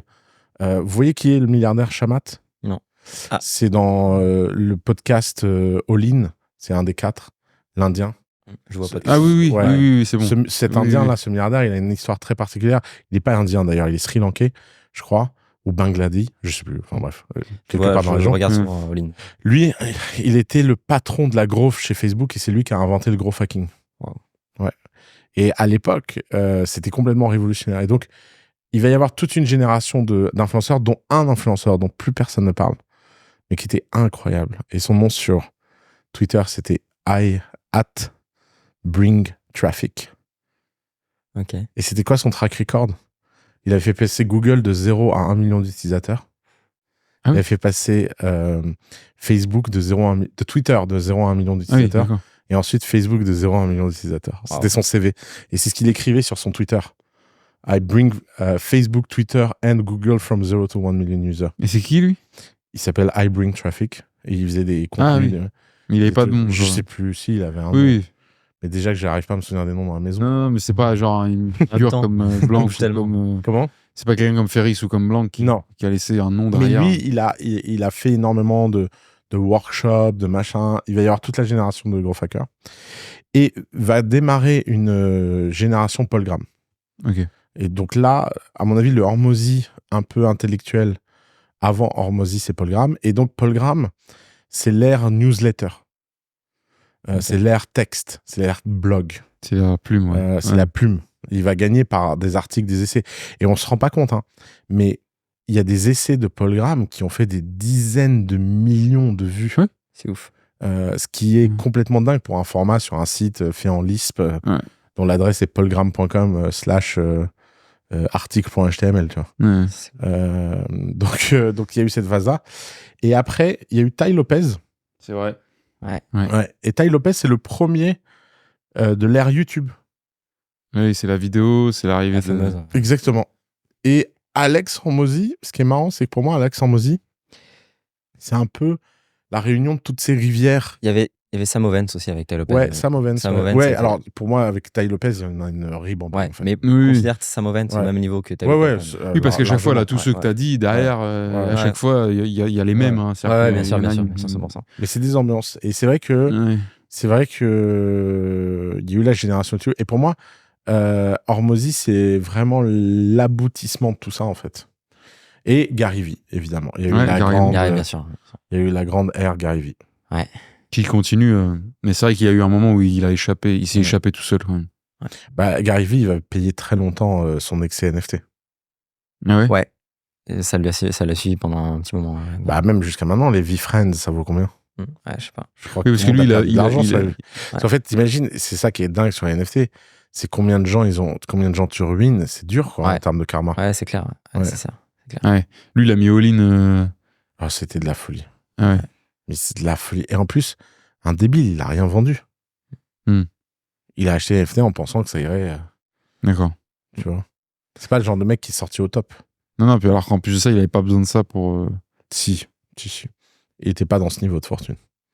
Les NFT lui ont vraiment fait changer de niveau de fortune. Ah ouais? Ah ouais, clairement. D'accord. Il avait conseillé tous ses potes aux US, tous les gros, entre guillemets, d'acheter les pixelisés, tu sais, je me souviens même plus. Cypherpunk. Ouais, Cypherpunk. Il a fait un call à tout le monde en disant buy it now. Après, je sais pas s'il les a dit de vendre au bon moment. Non, il n'était pas. Il a jamais été bearish et ça lui a coûté un peu cher, je pense. Ouais. Donc Hormozy, c'est l'actuel. Ouais. Ouais, Hormozy, c'est qui c'est qui va venir Qui c'est qui va venir? Star du moment. Ouais, là, c'est vrai qu'il est. Avec Grant Cardone. Ouais, Cardone, qui est plus dans un délire vieux roublard cacanier, tu vois. Après, Cardone, il est plus gros que eux tous réunis, quoi. C'est ça qui est marrant. Ouais, il est géant. Big, hein, Cardone. Ouais. C'est impressionnant. Tu vois le pouvoir de l'immobilier, quoi. Là, et après, Cardone, il l'a depuis longtemps aussi. Hein. C'est-à-dire que. Enfin, je dis pas qu'il est pas au top maintenant, mais c'est pas la même chose, je pense, que Hormozy, tu vois. Hormozy, c'est fulgurant. Ça a été en 2 ans, Hormozy. Cardone, il y a des trucs qui datent de lui d'il y a 10-15 piges. Ouais, tu le vois sans barbe, ouais. Et Cardone, c'est un empire. Hein. C'est ce qu'il a bâti avec son. Ouais, c'est l'immobilier, en fait. C'est du pur immo, lui. Non, c'est qu'en fait, il fait beaucoup de cash maintenant avec ses infoproduits, ses compagnons, machin. Sauf qu'il a investi tout dans l'immo. Donc en fait, il fait du levier. Et puis tu sais, quand tu commences à accumuler, je sais même pas comment il arrive à gérer tout le bordel, mais c'est comme ça qu'il a tapé le billion, quoi, en valuation. Et toi, est-ce que tu vois une trajectoire en mode Blanc, ok, Blanc, Fries, Ferris, Graham, Lopez Hormozy, même si ça n'a aucun sens à regarder collectivement. Ah si, mais ça une trajectoire. Est-ce que c'est ce que j'ai essayé de tracer. C'est vraiment. On n'est pas là pour faire de la prédiction ou quoi, mais est-ce que tu as un flair, tu as une hypothèse du prochain influenceur? Ouais. De quel genre, quel truc? Moi, je pense qu'en fait, tu sais, c'est comme un arbre. En fait, t'avais le tronc, Steve Blanc. Après, t'as eu 2 branches, Tim Ferriss, Paul Graham. Après, t'as eu des feuilles. Généalogie, quoi. Comment? La généalogie, quoi. Ouais, exactement. Et je pense qu'il y a 3 influenceurs qui vont. Enfin, il y a 3 types d'influenceurs qui vont exploser. Il y a toutes les Cody Sanchez du monde. Ouais. Boring business. Ça, c'est une. Les gens se rendent pas compte, mais le nombre de business qui vont partir à la retraite et qui ont des cash flows positifs, récurrents, avec des entrepreneurs que tu peux racheter et faire de l'argent avec, et qui n'ont pas connu la révolution digitale et encore moins la révolution IA. Tu fais Internet plus IA dans un électricien, un carreleur, un plombier, un machin. Il va y avoir une transition générationnelle qui va créer énormément de valeur. Moi, l'histoire entrepreneuriale la plus dingue que je connaisse, c'est un entrepreneur de la vallée qui a fait une start-up qui a levé 28 millions de dollars et il a fait faillite. Et il a fini chez ses beaux-parents, littéralement dans le garage de son beau-père. Son beau-père, il est électricien. Et il lui a dit, bon, je sais pas ce que toi t'es entrepreneur, soit disant, tu lèves des millions, tu peux même pas gagner 10 balles pour payer le loyer de ma fille, je sais pas ce que c'était comme sous-merde. Alors, je veux bien t'héberger et t'aider, mais moi, les gens, ils travaillent. Ouais. Donc, tu viens avec moi, électricien. Et lui, il est plutôt bonne patte. C'est un mec qui, pour le coup, a été assez mal jugé par son beau-père, mais c'est un mec bien. Et donc, il a dit, bah, très bien, bien sûr, vous m'hébergez gratuitement, je viendrai travailler avec vous. Et il a été chez son beau-père, il a commencé à faire de l'électricité et tout. Et il a commencé à complètement révolutionner le business de son beau-père. Mais des trucs cons. Campagne AdWords, tunnel d'acquisition, setting, closing, tout ce qu'il maîtrisait dans le marketing en ligne. Et en fait, il a fait des chiffres tellement dingues que son beau-père a pratiquement doublé son business dans l'année, triplé en 2 ans. Et son beau-père lui a dit, mais viens, on va racheter tous mes collègues, en fait. On va racheter tout le monde. C'est le principe de Gymlaunch, un peu. Ouais, exactement. Et donc, de Gymlaunch, de Alec Hormozy. Et donc, ils ont commencé comme ça à racheter. Et donc, dans leur ville, ils ont racheté. Après, ils ont fusionné tout le monde et ils ont vendu le groupe à un groupe de private equity. Et ils ont transformé un truc qui était un business fragmenté en un truc qui avait de la valeur. Business pas organisé, fragmenté. Pour un investisseur. Et c'est un coût à, je sais pas, ils ont dû se faire 20 millions chacun, tu vois, en 5 ans. Et là, ils se sont dit, bah, viens, on va faire 400 millions maintenant. Et donc, ils sont en train de le faire maintenant à l'échelle de l'État. Ils l'ont fait à l'échelle d'une ville et maintenant, ils vont le faire à l'échelle de l'État. Et ça, en fait, il va y avoir énormément d'opportunités, il va y avoir énormément d'influenceurs là-dessus. Le deuxième, vous voyez le mec qui vend des jets privés sur TikTok. D'ailleurs, le pauvre, personne ne connaît son blaze parce que tout le monde le connaît sous le nom de la chaîne Insta. Là, ouais, je sais plus ce que c'est le nom de la chaîne Insta. C'est un truc avec le jet, tu vois. Mais... Mr. Jet, peut-être. Ouais, je crois qu'il s'en fout. Mais... c'est ça, c'est un truc genre Dr. Jet. Mais c'est incroyable, ce truc. Ouais, c'est fou. Vous voyez, lui, c'est le proto-influenceur d'une nouvelle génération.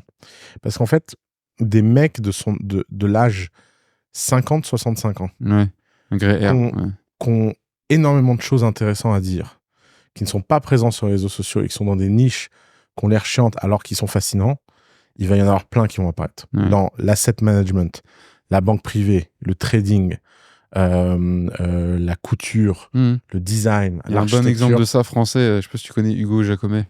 Le fromage? Non, Hugo Jacomet, c'est l'art sartorial. C'est un mec, un jour, il s'est mis à faire des vidéos sur YouTube. Il est passionné de tailleur et de costumes de très haut niveau. Et c'est un régal. Sa chaîne, je sais pas si t'as déjà vu des vidéos, mais c'est incroyable. Bon, après, vous avez vu le mec qui bouffe du fromage? Ouais, j'ai vu. Alors lui, il est pris en main par ses jeunes, c'est ça là, de toute façon, le mec des Jets, c'est la même histoire. C'est son fils qui fait les vidéos. Tu parlais de trading. J'ai un ami d'un ami à Dubaï qui a 40, je veux pas l'offenser, 45 ans, je crois, qui est dans une grosse banque aux UK de trading et qui se dit, mais attends, je pourrais transmettre mes méthodes de trading, mais en mode vraiment, tu vois. Donc, c'est vraiment même dans ces milieux-là. Il y a un untapped knowledge qui va exploser. Alors, s'il y a des gens qui nous écoutent, qui cherchent des business tout le temps, là, machin, tu te mets producteur de ces gens-là, où tu vas les chercher, les produire, les valoriser et les monétiser. Tu peux faire une agence de talent, mais qui est du jamais vu, et en plus posséder des contrats que ces gens-là accepteraient que un jeune de 18 ans n'accepterait jamais. Qui va se prendre pour le futur. Eux, ils ont un peu plus, même si c'est un peu cruel, mais c'est un peu plus l'idée de qu'est-ce qu'on peut encore gratter jusqu'à la fin. Et puis, ils ont une philosophie beaucoup plus sage, j'imagine. Mais... Et je pense que le dernier, c'est l'apparition des personnalités IA d'exception. Ça va être le grand... Alors, est-ce que tu peux expliquer personnalité IA, ce que tu veux dire par là? Des IA qui ne seront pas programmées pour être neutres, mais pour avoir une véritable personnalité et qui vont briller par leur singularité. Et il va y avoir il y en avoir plein, il y en a qui vont sortir du lot, et il va y avoir une IA de niveau de célébrité mondiale que les gens suivront comme des influenceurs, etc. C'est obvious. Et dans plein de domaines, en fait. On va être de plus en plus en concurrence dans le contenu avec des IA. Et on passait du stade de... Au début, elles vont être très scriptées. Elles vont être manipulées, puis après, elles vont devenir un petit peu plus autonomes. Et petit à petit, je pense qu'il va se passer des trucs où le public va les créer autant qu'eux ne créent dans le public. Il va se passer une sorte de truc organique un peu. C'est assez obvious. Elles vont devenir des entités, en tout cas. D'ailleurs, pour rejoindre ton business et boucler avec ce que tu fais, les gens ne se rendent pas compte à quel point le nombre d'agences qui vont être créées dans les 10 prochaines années, ça va exploser. Parce qu'en fait, tout le monde va devoir créer du contenu, tout le monde va devoir s'exprimer, tout le monde va devoir aller sur Internet. Ça va être un niveau de fragmentation complètement dingue. Et il va falloir de la ressource première, parce que même avec l'IA, il va falloir des gens qui fassent des choix, il va falloir des gens qui fassent des trucs. Hier, je faisais une conférence à la maison sur l'IA, et quelqu'un me posait la question, il disait, ouais, mais par exemple, les IA vont faire des logos, tous les mecs qui font les logos vont perdre leur travail. Moi, ce que je pense, c'est qu'au contraire, les agences de logos ont un avenir immense, parce qu'elles vont produire 10 fois plus, elles vont fournir du goût, elles vont fournir du conseil, elles vont fournir du choix, et on se rend pas compte à quel point les gens n'ont pas de goût, n'ont pas de choix et n'ont pas d'agency. Et d'ailleurs, la philosophie derrière ça, c'est que le mot agence, ça vient de agency, qui est le fait de motiver, donner de l'énergie, faire des choses, prendre des initiatives. Et je pense qu'on va revenir... Agencer, littéralement. Au fait que les agences sont des agents d'agencement. Quoi. Et pas des prestataires d'exécution délégués. Exactement.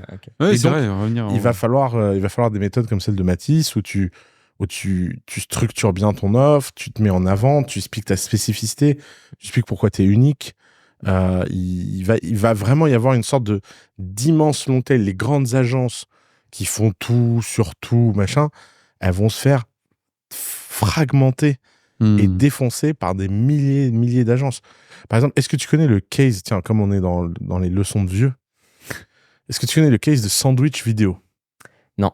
Ça, il faut absolument que tu devrais faire t'appelles ça des asset value, toi? Value asset. Value asset. C'est pas Silicon Valley? Si. Ok. Tu devrais faire un value asset là-dessus. Allez, je te le donne, c'est un case incroyable. Okay.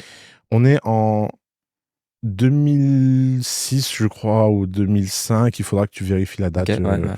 La bulle Internet est passée. Il y a un jeune, il y a un jeune garçon, donc tout s'est écroulé, la vallée est en faillite. Tout le monde dit à ses enfants, l'Internet c'est mort, va retrouver un vrai travail en banque. Tu vois. Puis il y a des gens qui n'écoutent pas leurs parents, qui restent dans la vallée et qui codent des trucs. Et il y a un jeune garçon qui est vidéaste, qui sait pas coder, mais qui est fasciné par le monde des startups. Et il a des copains qui ont des produits, mais qui n'arrivent pas à les faire connaître. Et il leur fait une vidéo avec un modèle extrêmement simple. Il leur dit, je te fais une vidéo pour $3000 et tu me donnes $3000 d'equity dans ta boîte. Ok. Et il va commencer à faire des vidéos comme ça. Il va devenir l'agence la plus prestigieuse au monde en vidéo de start-up. Tu n'imagines pas le nombre de vidéos de start-up que tu as vues qui ont été faites par ce mec, en fait. C'est une équipe de 8 personnes. Ils n'ont jamais scalé. Ils ont juste scalé leur prix. Ils sont passés de 3000 à 300 000. Putain. Et aujourd'hui, tous les ans, ils font une dizaine de vidéos. Le mec est devenu richissime. Rien que son ticket dans Square, tu sais, l'app Square, lui a rapporté plus de $60 millions. Putain, et il est resté dans sa niche. Et pour moi, lui, il représente le modèle des agences de demain. Il a inventé en 2005. C'est l'agence hyper spécialisée qui fait un truc, qui le fait mieux que tout le monde, qui devient une référence et qui n'augmente pas en scalant en nombre de trucs, mais en prix. Quoi. Ouais. Scale ses prix, exactement. Ouais. étiquette. Il fait un faisceau. Ouais, c'est ça. Elle est incroyable cette histoire. On va voir. Parce que il faut que j'aille voir. Sandwich vidéo. Ok, voilà. Non, mais moi, ce que j'adore aussi, c'est l'équipe qui reste la même. Qui... Enfin, je connaissais pas du tout. Depuis 2005, alors j'allais dire une connerie, il n'y avait pas encore Facebook, mais je crois qu'il y a Facebook, mais c'est pas encore c'est pas encore Facebook comme on le connaît. C'est pas encore à 2005. Je sais pas à quel point quand est-ce que c'est devenu obvious que Facebook allait devenir Facebook. Alors, je peux te le dire parce que. T'imagines, ça a 20 piges. Ouais. Donc, imagine quel âge il a, Oussama. Ouais, c'est fou. Hein. Facebook, en fait, bizarrement, Mark Zuckerberg a tellement impressionné l'élite de la vallée, tellement vite, qu'il y a 3 trucs uniques à propos de lui que les gens ne se rendent pas compte. C'est que quand Facebook était juste dans les universités américaines, à savoir Harvard, Yale, etc., le premier été, le fameux été qu'on voit dans le film The Social Network, où ils vont prendre une maison, etc., cet été-là, Zuckerberg va se faire adopter par la vallée, et pas par n'importe qui dans la vallée. Il va se faire adopter par Ron Conway, qui est le parrain de Y Combinator, le parrain un peu secret de Y Combinator, et l'un des meilleurs amis de Paul Graham. Il va se faire adopter et qui va mettre le premier ticket avec Peter Thiel dans le truc. Il va se faire adopter par Peter Thiel, qui est une légende de la vallée, et il va se faire adopter par Steve Jobs. Et en fait, Steve Jobs va mentorer Mark Zuckerberg pratiquement toutes les semaines. Ah ouais, ok. Ouais. C'est vrai ça. Putain, ça, comment est-ce que les gens ne le savent pas ça? Je sais pas, ils lisent pas les histoires. C'est pourtant. S'il avait été dans le film, tout le monde l'aurait su. Quoi. Oui, voilà, mais c'est pas le genre de truc qu'il met dans le film. Par contre, dans la biographie officielle là de Zuckerberg, celle pas officielle, officieuse, qui a été écrite avec le point de vue des frères Winklevoss, ils en parlent. Et il y a un mec qui est un coach de légende qui s'appelle Bill Campbell, qui a écrit The $1 Trillion Coach, que tu devrais lire, c'est un très bonne inspiration. $1 Trillion Coach. Et ben dans $1 Trillion Coach, il parle de Zuckerberg, il dit Zuckerberg, dès le début, avant qu'il y ait des preuves de traction, il avait l'image. Et l'histoire la plus dingue que je connaisse sur le sujet, c'est quand Accel Venture a investi dans Facebook, donc ils sont en série A. Leur valo, c'est 100 millions. Des boîtes qui valent 100 millions dans le monde, il y en a beaucoup. Enfin, c'est une belle performance. Mais à l'époque, il a 20 ans. La boîte vaut 100 millions. C'est pas du unseen. Oui, c'est du rien de nouveau. Et le mec qui a investi chez lui, au premier call, Mark Zuckerberg lui dit, tu sais, en fait, mon obsession, c'est de devenir un système d'exploitation. Et je veux devenir le système d'exploitation de l'Internet. Il lui dit ça. Et j'aimerais parler à Bill Gates parce que lui, il a créé Windows et je serais de l'inspiration.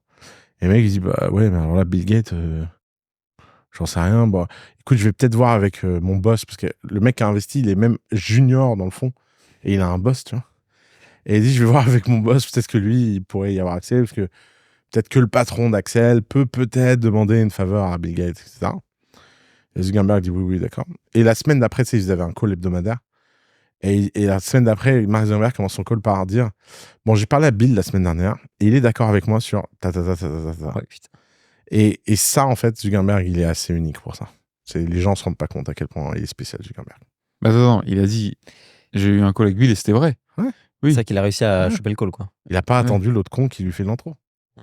Oui, d'accord, c'est ça que tu veux dire. Quand Zuckerberg a senti que l'autre était en mode je tremble, dans sa tête, il a tout de suite discounté, il a trouvé un autre chemin et il a trouvé son intro à Bill Gates par lui-même. Ouais. Et le fait qu'il se fasse mentorer par Steve Jobs, il n'y a pas de lien par rapport à ça. Est-ce qu'il y avait... le lien avec Steve Jobs, c'est qu'en fait, Zuckerberg a contacté Steve Jobs en lui disant qu'il allait devenir un empire et Steve Jobs l'a cru, quoi. Okay. Et Steve Jobs, Marc Andreessen a mentoré Mark Zuckerberg toutes les semaines pendant 6 ans. Je sais pas qui c'est, mais... Mark Andreessen, c'est l'inventeur du browser Internet et de l'Internet. Ok, ok, ça marche. C'est Andreessen Horowitz. C'est fou. T'imagines ? La théorie de Zuckerberg, c'est 60-30-10. C'est 60% sur ce qui marche, la cash co, 30% sur ce qui va marcher, non, ce qui marche moyen, mais qui fait, qui est là, et 10% sur ce qui est vraiment le futur du futur du futur. Et c'est vrai que là, tu te vois qu'il y a 60% sur Instagram, 30% sur Facebook, WhatsApp et 10% sur MetaQuest. Tu vois. Il est trop fort, Zuckerberg. Milliardaire à 23 ans. C'est 23 ans, putain. Et surtout, milliardaire, ça, bon. Passe encore. Mais refuser 1 milliard d'euros à 21 ans. Attends, c'est qui Tu vois. On t'offrirait 1 milliard d'euros là pour acheter ta boîte, je te vois pas refuser en pensant que tu C'est qui 1 milliard? Zuckerberg. C'est Yahoo qui avait proposé 1 milliard. Yahoo, alors attends, je vais retrouver. Il y a une boîte qui a refusé 2 fois d'acheter Facebook. Non, c'est une boîte qui a refusé 2 fois d'acheter Google, tu veux dire. Parce que Facebook a jamais été à vendre. Ah non. Ah ouais? Ouais. Non, Facebook. Non. Facebook n'a jamais été à vendre. Ah non, mais alors là, bah vas-y, tu paries combien? Qu'est-ce que tu paries? Je te donne le nom de la boîte et tu vas redescendre. Ouais. MySpace. Mais MySpace a jamais voulu. Non. Refus 2 fois d'acheter Facebook. Non, c'est pas vrai. On check? Vas-y, check. Ok. Je connais l'histoire par cœur. Qu'est-ce qu'on gagne?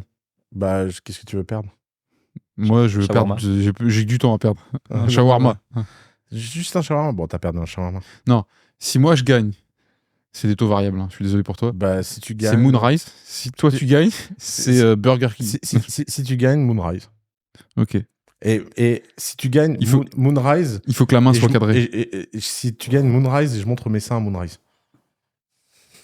À la fin du repas, s'il te plaît, qu'on évite la garde à vue avant. Je l'ai dit. Donc, ma théorie, c'est que je suis à peu près sûr que MySpace a raté 2 opportunités de racheter Facebook. Jamais. Facebook a jamais été à vendre. Et alors, Google, tu disais, Google, c'est quoi Bah, Google, ils ont été se vendre 2 fois à Yahoo. Yahoo a 10 fois 2 fois non. Tu te rends compte? Ils ont voulu... C'est vraiment des blaireaux 2 fois. Après, ils avaient peur de créer une boîte. Ils étaient PhD. Ils voulaient s'acheter une maison. Les deux là. Ouais, parce que c'est pas du tout des profils risqués. Et ils ont dit $1 million chacun et on te file Google. Putain. Et Yahoo a dit bah non. Et après ils ont dit putain là ça vaut 1 milliard.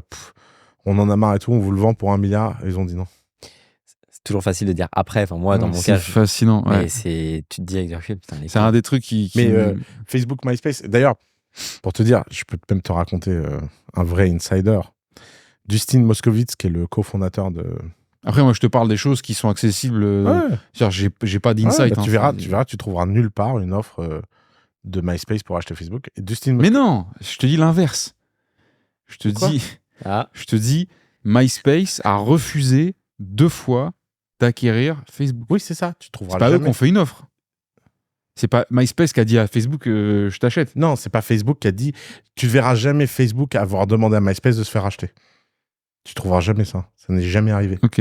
Ils ont détesté MySpace dès le day one. Et Zuckerberg, c'est même son plus grand coup stratégique ever. C'est que Zuckerberg a niqué MySpace. Et c'est hyper bien montré dans le film quand il dit MySpace, machin. Parce qu'en fait, il savait ce que MySpace devait faire pour détruire Facebook. Et il en avait peur. Et ils l'ont jamais fait. Pour lui, ils ont perdu tout honneur et toute... capacité, crédibilité. Parce qu'en fait, ce que Zuckerberg disait toujours, c'est qu'il y avait une façon très très simple pour MySpace de niquer Facebook. C'est qu'à chaque fois que Facebook lançait une innovation, il suffisait de la copier. Comme ils avaient la distrib et eux l'innovation, tu assèches bien sûr. le truc. Au lieu de ça, ils ont laissé monter. D'ailleurs, Facebook, et eux, ils ont vraiment disparu pour le coup. Ils ont un peu repris ce principe de copier des features. Bien sûr. Bah, à un moment, Snapchat était product development chez Facebook. Hein. Ouais, d'accord. C'était, t'avais l'impression que les mecs, ils attendaient toute la journée. Alors, qu'est-ce que Snapchat fait cette semaine? Alors, les stories, hop, on met. Il y a beaucoup de gens qui, enfin, je sais pas pourquoi d'ailleurs, la plupart des gens connement critiquent le truc, mais la strat, elle est simple. C'est je te rachète, tu veux pas que je te rachète, je fais ça. Ouais, c'est ça. Je réplique tout ce qui est génial chez toi et j'en fais du. Ouais, bien sûr. Et j'en fais du mieux, quoi. Du mieux, ouais. J'ai hâte de savoir. Hein. Toi, tu penses que j'ai raison ou que j'ai tort? Moi, j'ai aucune. Non, mais fais un pari. Il était même pas né. Ouais. Bah, justement, c'est le mec le plus. C'est ça que vous avez connu la télé en noir et blanc. Mais non, mais frérot, faut qu'on te le dise. Tu sais qu'il nous a sorti ça la dernière fois. Là, il y a une semaine, mais c'est un petit déj. Et en plus, avec le plus grand des sérieux. Ah ouais. Ah oui, vous avez connu la télé en noir et blanc, vous. Mais je sens que ça fait mal quand je le dis. C'est que non, mais moi, ce qui fait mal, c'est à quel point tu situes pas l'arrivée de la couleur, quoi. Et surtout, tu le crois. Ouais. Non, moi, je suis né. Peut-être vous qui êtes décalé. Hein. Moi, je suis très content de vieillir. Je vis très bien. De toute façon, on n'a pas le choix, donc autant l'accepter. Non, mais bien sûr. Maintenant, ne manquez pas de respect non plus, quand même.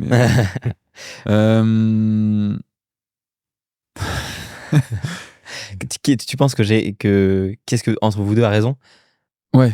Moi, j'ai pour. Parce que toi, t'as le feeling, toi.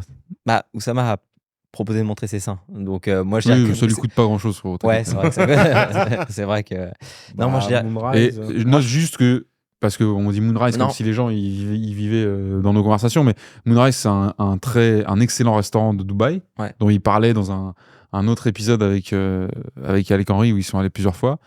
Et donc en fait là ce que je viens de lui proposer à perdre à Oussama, c'est du temps à manger d'excellentes choses en la compagnie de l'humain le plus extraordinaire qu'il connaisse sur cette terre, à savoir moi. Donc forcément, si tu veux, il a hâte de perdre ce pari. Tu vois. Sur un autre sujet, je sais pas, mais sur le sujet de la vallée, sur le sujet Facebook, surtout avec comment tu es sur le film Facebook, tu vois, moi je dirais que c'est Oussama. Comment il est confiant. Toi, tu te bases juste parce que sur ce sujet-là, il est... Sur l'expertise. Ouais. Et tu te dis pas... La passion plutôt que l'expertise. Tu te dis pas... Oui, mais justement, tu te dis pas... Ouais. Que l'expertise, la surexpertise et la surenvergure d'expertise peut générer un aveuglement en mode et une potentielle impression de savoir tout, et que un challenger aussi pragmatique que moi, comme tu me connais, qui ose se poser dans une équation alors que justement je sais ma carence d'expertise.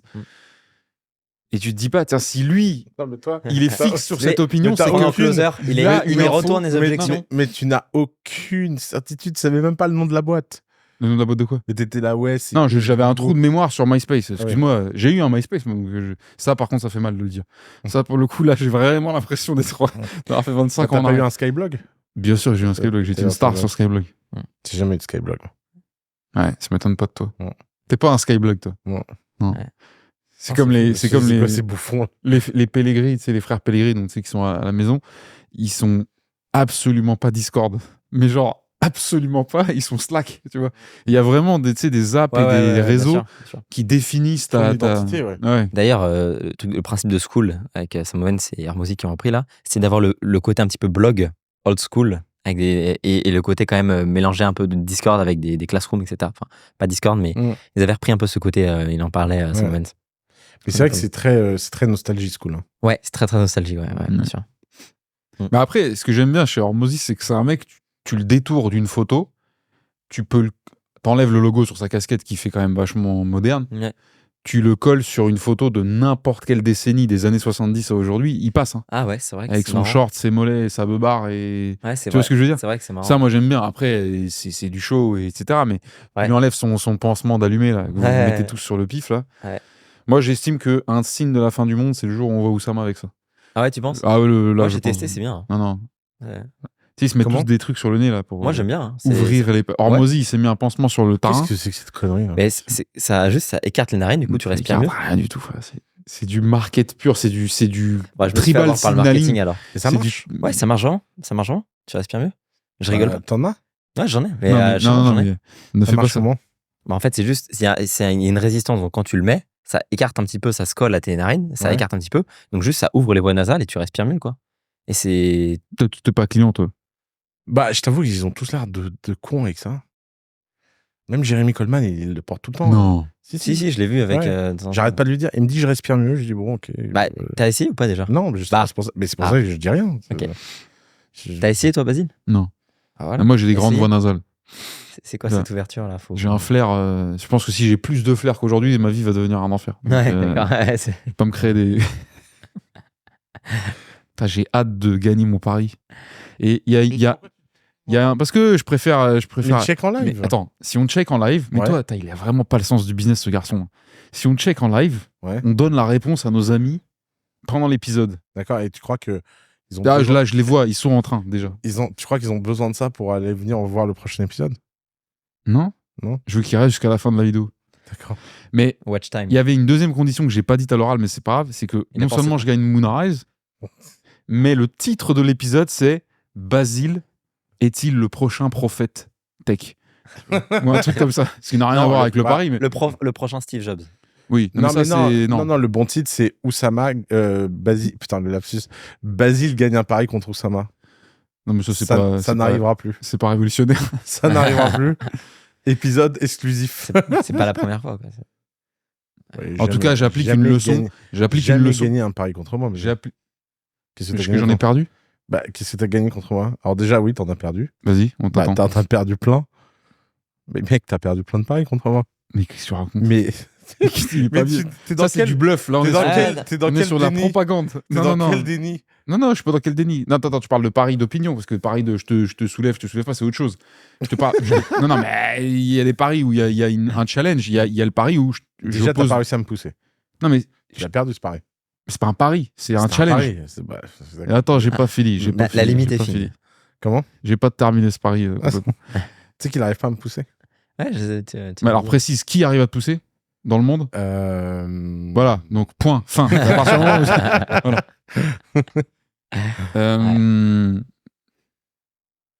C'est marrant, vous aurez pu parier une petite marche de 18 heures. Non, c'est un plaisir, une marche. Ah, j'aurais dû dire, on fait 100 000 pas dans la journée. Ouais, voilà, 100 000 pas. Là, tu vas le faire, toi? On va te regarder? Bah, je suis allé on va te regarder. Tu veux y aller? 100 000 pas? Non, pas 100 000 pas. Je suis allé avec Basile. Mathis, qu'est-ce qu'on peut te souhaiter, à part avoir la même clairvoyance que moi sur la Silicon Valley, qu'est-ce qu'on peut te souhaiter? Avoir le même flair que toi. J'ai hâte. Tu sais pourquoi? Parce que j'applique un principe. Ouais. En Paris, je parle. Hein. Même si tu peux toujours avoir tort, tu ne parles que quand tu es passionnément sûr d'avoir raison. Et tu peux avoir tort, parce que les éléments sur lesquels tu te bases peuvent être faussés, tu vois. Mais tu te bases sur quelque chose, tu es quasi persuadé, tu vois. C'est pas une intuition. Bah, de toute façon, quand tu paries quelque chose, t'es toujours quasiment persuadé de... Moi, je pense pas. Je pense qu'il y a beaucoup de gens qui bluffent.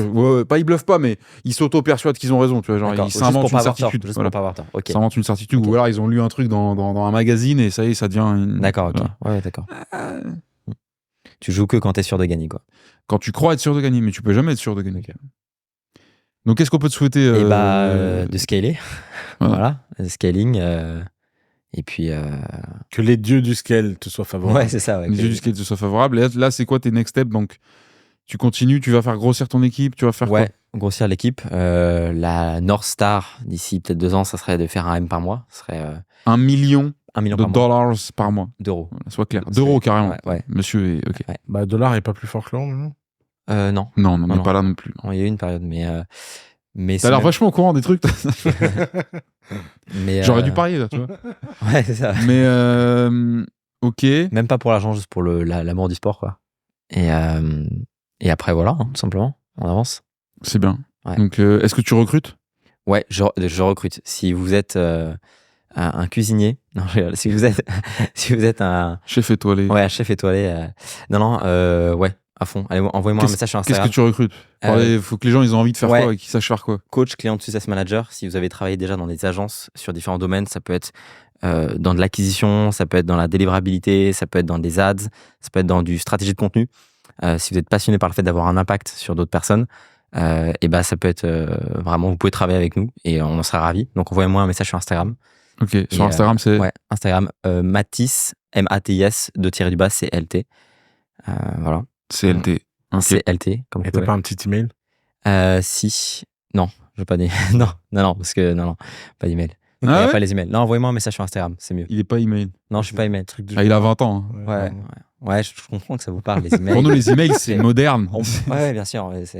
Non, mais en tout cas, c'était un plaisir de te recevoir et de se faire manquer de respect par la jeune génération pendant plus d'1 heure. Ouais. J'ai hâte, en tout cas, de te convier au repas à Moonrise quand j'aurai gagné mon pari. Ouais. Oussama, un mot de la fin?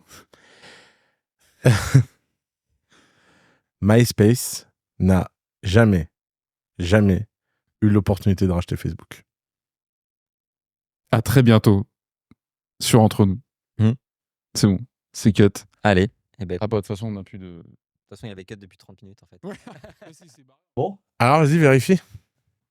Il est quand même en attente de la réponse. C'est-à-dire que son taux de certitude est quand même beaucoup plus léger que tu crois. Tu vois. Non, je suis en impatience de voir ta gueule. Oh là là. C'est stress, là. MySpace aurait pu s'offrir Facebook pour 75 millions de dollars et c'est arrivé 2 fois. C'est quoi ta soirée? Vas-y, fais voir, mais fais voir. Après, il va me trouver des circonstances atténuantes. Ouais. Je suis mort de rire. Ils ont fait une offre à Facebook de 75 millions de dollars que Chris a refusé pour le compte de Facebook. Non. Mark Zuckerberg aurait finalement fait une offre au CEO de MySpace portant sur la cession de Facebook pour un montant de 75 millions de dollars. Chris DeWolf aurait décliné cette offre. Frérot, excuse-moi. Hein. La première fois, c'est Mark. Ouais. La deuxième fois, ils ont une conversation. Ils n'expliquent pas de où vient la conversation. Là, Mark, il donne un prix et l'autre, il lui dit va te faire enculer quand même. Donc, MySpace, a raté 2 opportunités d'acheter Facebook. Tu vas gagner. Je sais que tu es quelqu'un d'honnête. Tu vas gagner à ton dîner à Moonrise. Et je vais montrer mes seins. Allez. Ouais, alors ça, vraiment, c'était pas obligé. Vraiment. Je vais être invité. Tu vois, si tu veux des astuces pour faire de l'argent rapidement, et là, je vais créer une landing page, Better Deal with Us at Moonrise. $15 000 à la place.